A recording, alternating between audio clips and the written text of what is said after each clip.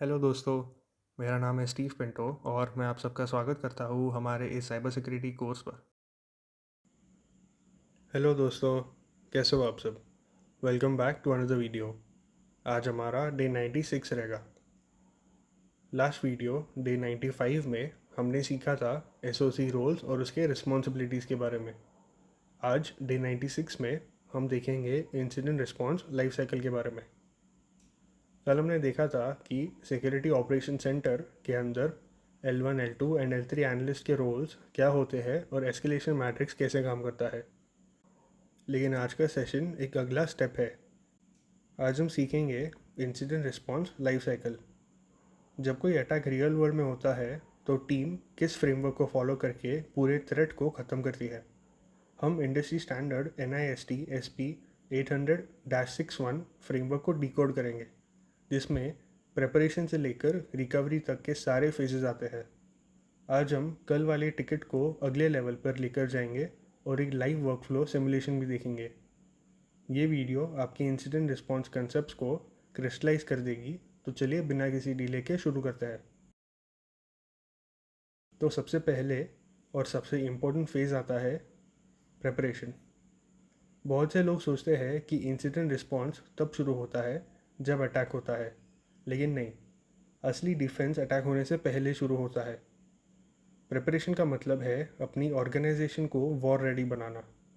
इसमें हम सारे मॉनिटरिंग टूल्स जैसे SIEM और EDR को सेटअप करते हैं, डिफेंसिव बाउंड्रीज को हार्डन करते हैं और सिस्टम लॉगिंग बेसलाइंस डिफाइन करते हैं ताकि कोई भी एक्टिविटी मिस ना हो। इसके अलावा राइट साइड पर देखिए, हम लगातार system CTL status elastic dash agent dot service जैसे कमांड से चेक करते हैं कि हमारे एंड पॉइंट्स पर लॉग्स सिस्टम प्रॉपरली शिप हो रहे हैं या नहीं। इस फेज़ में टीम्स के कॉन्टैक्ट लिस्ट्स और क्लियर ऑटोमेटेड प्लेबुक्स यानी रन बुक्स भी पहले से तैयार रखी जाती है, ताकि इम्पोर्टेंट टाइम पर कोई भी कन्फ्यूजन ना हो। अब आता है सेकेंड फेज़, जिसे हम कहते हैं डिटेक्शन एंड एनालिसिस। ये वो फेज़ है जहाँ अलार्म्स बजना शुरू होते हैं। हर सेकेंड एंटरप्राइज नेटवर्क से हज़ारों लॉग्स और इवेंट्स जनरेट होते हैं। L1 एनालिस्ट का काम यहाँ शुरू होता है, जहाँ वो एनॉमलस सिग्नल्स को बैकग्राउंड नॉइज से अलग करता है। हम इवेंट कोरिलेशन यूज़ करते हैं, मतलब अलग अलग होस्ट और नेटवर्क अलर्ट्स को एक साथ जोड़कर पूरे अटैक स्ट्रिंग को समझते हैं। फॉल्स पॉजिटिव्स को एलिमिनेट करना भी इसी फेज़ का हिस्सा होता है। राइट साइड के फ्रेमवर्क पर ध्यान दीजिए। हम इंडिकेटर्स ऑफ कॉम्प्रोमाइज़ यानी IOCs को 3 लेवल्स पर एनालाइज करते हैं।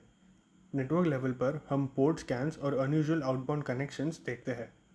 होस्ट लेवल पर अनऑथराइज्ड एडमिनिस्ट्रेटिव सेशंस और बाइनरी हैशेस ट्रैक करते हैं। और थ्रेट इंटेल फीड्स के जरिए मैलिशियस IPs को वेरीफाई करते हैं। जैसे ही थ्रेट कंफर्म होता है, हम उसे सेंट्रल टाइमलाइन में डॉक्यूमेंट कर देते हैं।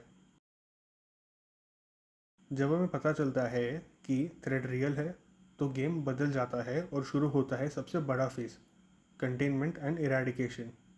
ये है एक्चुअल बैटलफील्ड। यहाँ पर हमारा सबसे पहला टारगेट होता है अटैक का ब्लास्ट रेडियस रोकना, जिसे हम शॉर्ट टर्म कंटेनमेंट कहते हैं। मान लीजिए कोई मशीन कॉम्प्रोमाइज्ड है, तो उसे हम इमीडिएट नेटवर्क से आइसोलेट कर देते हैं ताकि थ्रेट आगे लैटरल स्प्रेड ना करे।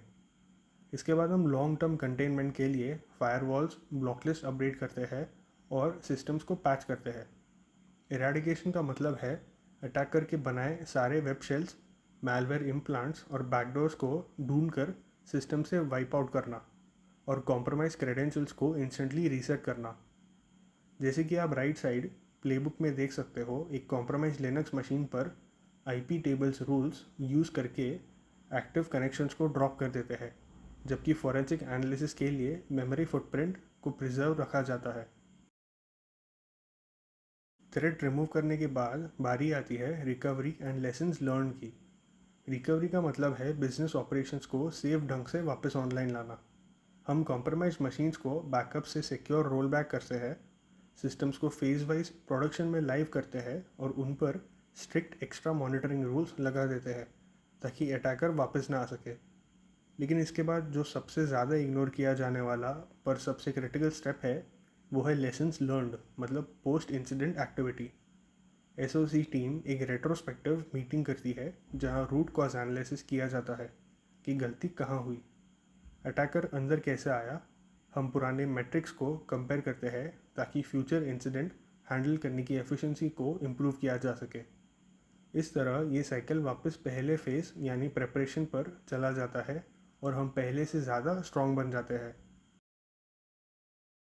चलिए अब इस पूरे प्रोसेस को लाइव प्रैक्टिकल सिमुलेशन के ढंग से समझते हैं। कल हमने एक high severity incident ticket raise किया था। आज हम एक L2 इंसिडेंट रिस्पॉन्डर की तरह उसे हैंडल करेंगे। स्टेप 1 एंड 2, मैं अपनी इंसिडेंट क्यू से टिकट को पिक करूंगा और स्टेटस को ओपन से चेंज करके इन प्रोसेस लगा दूंगा।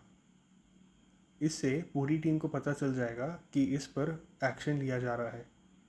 नेक्स्ट स्टेप है हम होस्ट पर एक्टिव आइसोलेशन प्लेबुक्स रन करेंगे, अटैकर के कमांड एंड कंट्रोल कनेक्शन को ब्रेक करेंगे और सिस्टम को नेटवर्क से सीवर कर देंगे। नेक्स्ट स्टेप, रेमेडिएशन लॉग्स और वैलिडेशन डेटा को टिकट के अंदर अपडेट किया जाएगा और सारे सिक्योरिटी प्रोटोकॉल्स क्लियर होने के बाद टिकट को क्लोज्ड स्टेटस के साथ फाइनल आर्काइव कर दिया जाएगा। आप स्क्रीन के जीरा लाइफ साइकिल मैट्रिक्स में देख सकते हो कि कैसे एक टिकट ओपन से लेकर क्लोज होने तक अलग अलग सिक्योरिटी हैंड से गुजरता है और कॉर्पोरेट कंप्लायंस के लिए इसका ट्रैक रिकॉर्ड रखना इतना ज़रूरी है। तो जैसे कि हमारा रूल है, बिना प्रैक्टिकल के सीखना अधूरा है। आज का आपका मिनी प्रोजेक्ट है design your own enterprise incident response checklist. आपको एक एक्सप्लिसिट अटैक सिनेरियो सेलेक्ट करना है, जैसे कि एक रैंसमवेयर इन्फेक्शन या एक फिशिंग अकाउंट टेकओवर। इसके बाद आप नोशन, एक्सेल या गूगल डॉक्स पर एक कंप्लीट क्रोनोलॉजिकल चेकलिस्ट बनाओगे। आपको अपने चेकलिस्ट को हमारे चारों NIST फेजेस मतलब प्रेपरेशन, डिटेक्शन, कंटेनमेंट, इरेडिकेशन और रिकवरी में क्लीनली डिस्ट्रीब्यूट करना है। हर स्टेप पर क्लियर एक्शंस होने चाहिए कि टीम को एग्जैक्ट क्या करना है। अपना मिनी प्रोजेक्ट कंप्लीट कीजिए और नीचे हमारे कमेंट्स में लिखिए प्रोजेक्ट कंप्लीट। आज के लिए इतना ही। हम मिलेंगे डे 97 में, जहाँ हम देखेंगे लॉग मॉनिटरिंग के बेसिक्स, विंडोज़, लिनक्स लॉग्स और अलर्टिंग के बारे में। थैंक यू सो मच इस वीडियो को देखने के लिए। प्लीज़ इस वीडियो को लाइक करें और हमारे चैनल को सब्सक्राइब करें ताकि हमारे अपलोडेड वीडियोस आपके पास सबसे पहले आ सके।